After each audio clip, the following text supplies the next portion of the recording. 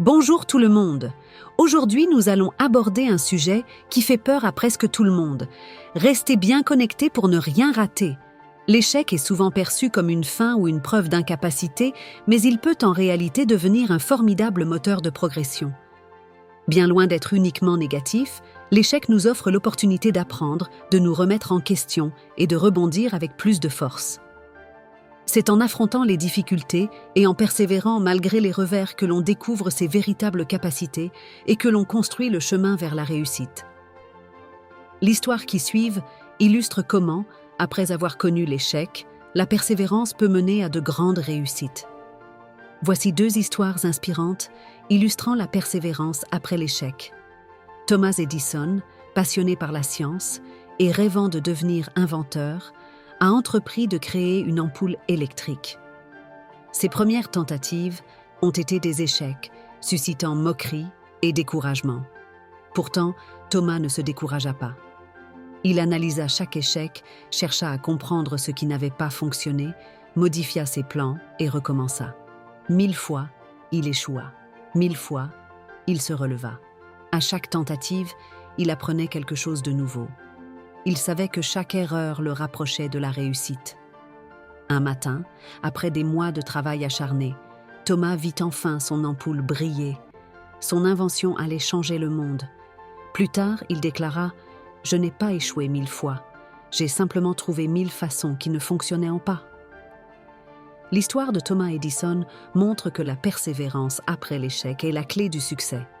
Plutôt que de voir l'échec comme une fin, il l'a transformé en étape vers la réussite. Comme lui, il ne faut jamais abandonner ses rêves après un revers, car chaque échec est une leçon précieuse pour avancer l'histoire de J.K. Rowling. Avant de devenir l'une des scénaristes les plus lus et les plus riches au monde grâce à la saga Harry Potter, J.K. Rowling a connu de nombreux revers. Elle a écrit le premier tome alors qu'elle était sans emploi, en situation précaire et mère célibataire. Son manuscrit a été refusé par 12 maisons d'édition. Pourtant, elle n'a pas abandonné. Elle a continué à croire en son histoire et à l'améliorer. Finalement, une petite maison d'édition a accepté de publier Harry Potter à l'école des sorciers, lançant ainsi une série au succès planétaire. Aujourd'hui, J.K. Rowling est un symbole de persévérance et de réussite après l'échec, prouvant que les difficultés ne doivent jamais être une raison d'abandonner ses rêves. Cet exemple montre, comme celui de Thomas Edison, que l'échec n'est pas une fin, mais une étape sur le chemin du succès. Si ces histoires vous motivent, laissez un like et partagez pour soutenir mon travail. À bientôt. Ta plus grande force, c'est de ne jamais abandonner. Tu peux tomber, tu peux douter, tu peux pleurer, mais si tu refuses d'abandonner, tu es déjà plus fort que la majorité. Le vrai courage, ce n'est pas de ne jamais faiblir, c'est de toujours se relever. Ta force, elle est là, dans ta détermination.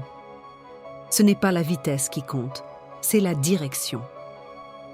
Tu peux avancer lentement, très lentement, mais tant que tu vas dans la bonne direction, tu progresses. Ne te compare pas, va à ton rythme, parce qu'au final, ce n'est pas qui court le plus vite qui gagne, c'est celui qui ne se perd pas.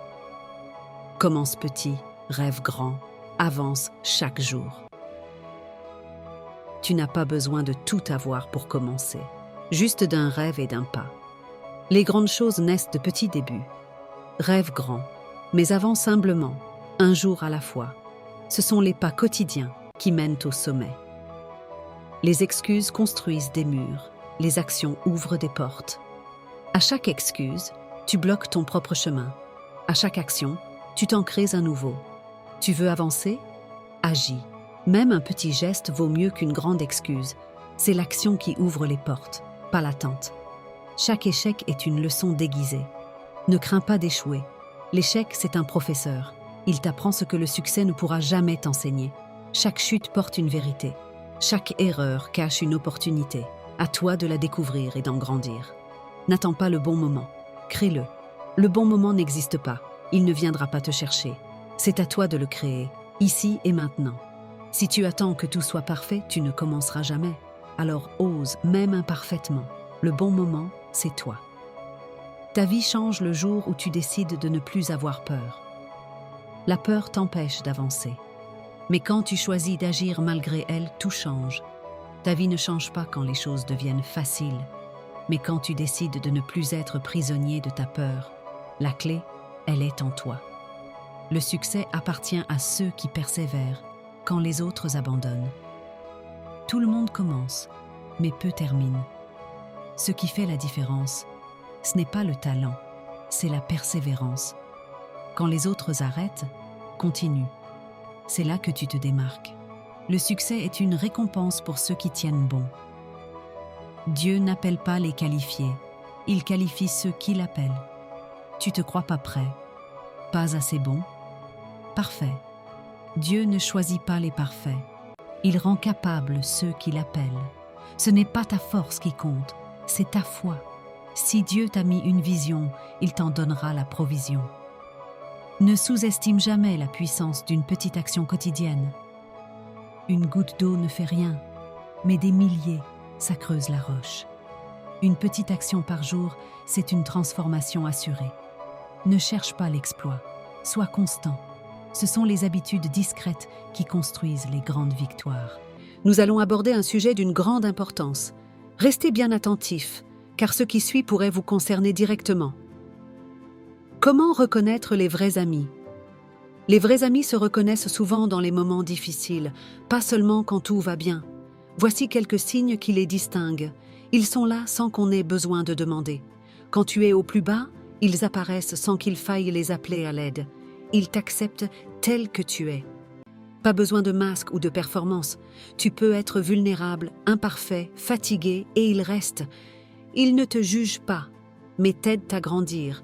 Ils te disent la vérité avec bienveillance, même si ce n'est pas ce que tu veux entendre. Ils se réjouissent sincèrement de ton bonheur. Pas de jalousie, pas de compétition. Juste de la joie partagée. Ils ne disparaissent pas avec le temps ou la distance. Même si la vie vous sépare, le lien reste intact. Voici une histoire simple et symbolique qui illustre ce qu'est un véritable ami. L'histoire du pont effondré. Il était une fois deux jeunes garçons, Yanis et Malo, qui vivaient dans un petit village entouré de collines. Ils étaient inséparables depuis l'enfance. Ils construisaient des cabanes, exploraient les forêts, partageaient leurs secrets, leurs rêves et même leurs peines. Un jour, une dispute éclata entre eux. Quelque chose de bête, mais les mots avaient dépassé les pensées. Yanis, blessé, partit de son côté. Malo fit de même. Pendant des jours, aucun ne chercha à parler à l'autre. Entre leurs maisons, il y avait un vieux pont de bois qui traversait une rivière tranquille. En colère, Yanis décida de détruire ce pont. Il voulait que Malo comprenne que leur amitié était terminée. Mais le lendemain, en se levant, il vit un nouveau pont presque achevé à la place de l'ancien. Intrigué, il traversa pour voir qui avait fait ça. Et là, il trouva Malo, marteau à la main, en train de poser la dernière planche. « Pourquoi tu reconstruis ce pont ?» demanda Yanis, confus. « Parce que je sais que tu l'as détruit en colère. Mais moi, je n'ai pas envie de rester bloqué de mon côté. »« Tu ne m'en veux pas ?»« Si, mais notre amitié vaut plus qu'un moment de colère. Les vrais amis réparent les ponts, pas les murs. » Yanis, touché, aida Malo à fixer la dernière planche. Depuis ce jour, leur amitié fut encore plus solide. La morale de l'histoire. Un vrai ami ne t'abandonne pas pour une erreur. Il sait que les liens profonds méritent qu'on les répare, pas qu'on les rompe. Les vrais amis construisent des ponts, même quand on les détruit par erreur. Si cette histoire vous a plu, abonne-toi pour ne rien manquer et partagez autour de vous pour faire vivre ces récits ensemble. Comment reprendre le contrôle de ta vie? Reprendre le contrôle de ta vie, c'est décider d'arrêter de subir et commencer à agir en pleine conscience. Voici un plan d'action en 7 étapes clés pour y parvenir. 1. Prends conscience de ta situation actuelle. Avant de changer, tu dois comprendre où tu en es. Pose-toi ces questions. Suis-je satisfait et en un de ma vie actuelle? Qu'est-ce qui me bloque ou me rend malheureux? Quels aspects de ma vie dois-je améliorer? Santé, finances, relations, mentalité? Prends un carnet et écris tes réponses. La clarté est le premier pas vers le changement. 2. Définis une vision claire de ta vie idéale. Tu ne peux pas reprendre le contrôle si tu ne sais pas où tu veux aller.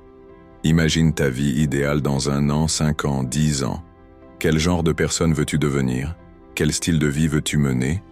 Quels objectifs veux-tu atteindre? Écris une vision détaillée et lis-la chaque matin pour te motiver. 3.